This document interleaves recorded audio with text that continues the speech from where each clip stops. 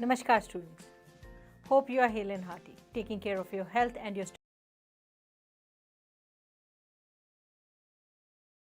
goods in large quantities after processing from raw materials to more valuable products is called manufacturing. Do you know that paper is manufactured from wood, sugar from sugarcane, iron and steel from iron ore, and aluminium from bauxite?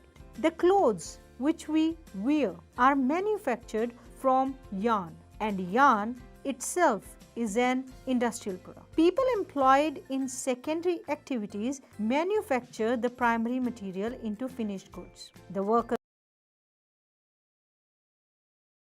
car, breweries, textile industries, bakeries, etc. fall into this category.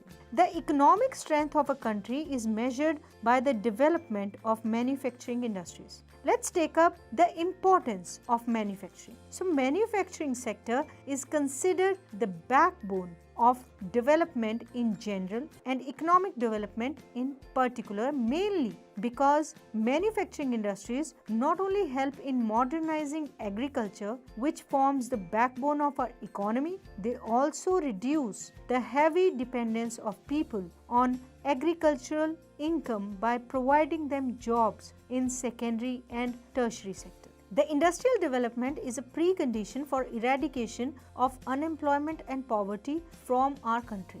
This was the main philosophy behind public sector industries and joint sector ventures in India. It was also aimed at bringing down regional disparities by establishing industries in tribal and backward areas.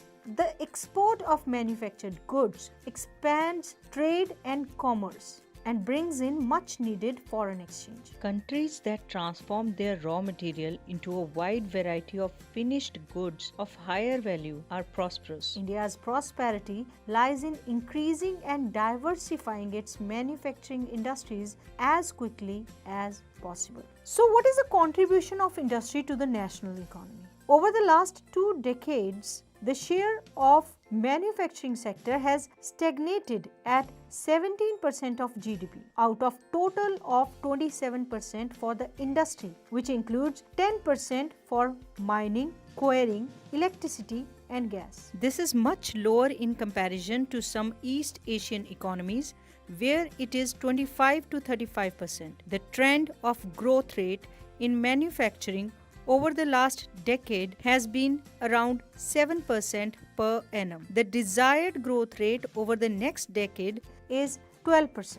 Since 2003, manufacturing is once again growing at rate of 9 to 10% per annum. With appropriate policy interventions by the government and renewed efforts by the industry to improve productivity, economists predict that manufacturing can achieve its target over the next decade. The National Manufacturing Competitiveness Council (NMCC) has been set up with this objective. The concept of industrial location plays a very vital role. Why? Because industrial locations are complex in nature. These are influenced by availability of raw material, labor, capital, power and market, etc. It is rarely possible to find all these factors available at one place. Consequently, manufacturing activity tends to locate at the most appropriate place where all the factors of industrial location are either available or it can be arranged at lower cost. So, after an industrial activity starts, urbanization follows. Sometimes industries are located in or near the cities. Thus, industrialization and urbanization go hand in hand. Cities provide markets and also provide services such as banking, insurance, transport, labor, consultants and financial advice to the industry.